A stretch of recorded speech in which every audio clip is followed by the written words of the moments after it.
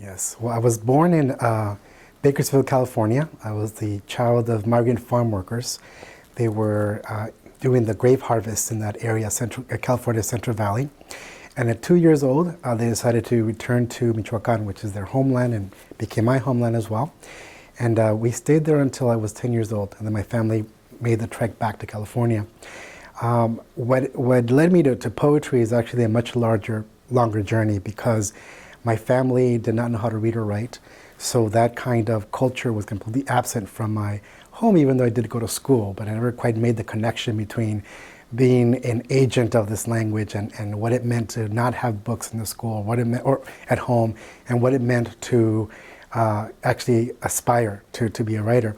It wasn't until college, actually, that I began to dream about being a writer, because even in high school, and I tell a story everywhere I go, I thought that a book was written by a dead person, because I had never met a living writer. All the books and all the stories and all the poems that we read had the name of the author, and right beneath the author there was a birth date and a death date.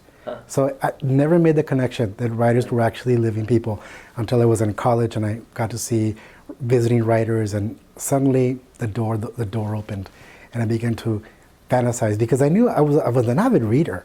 And this is the other thing I tell people, that the journey from being a reader to a writer is a very, very, very short one. So once I saw firsthand that you could actually be alive and be a writer, I thought, that's what I want to do.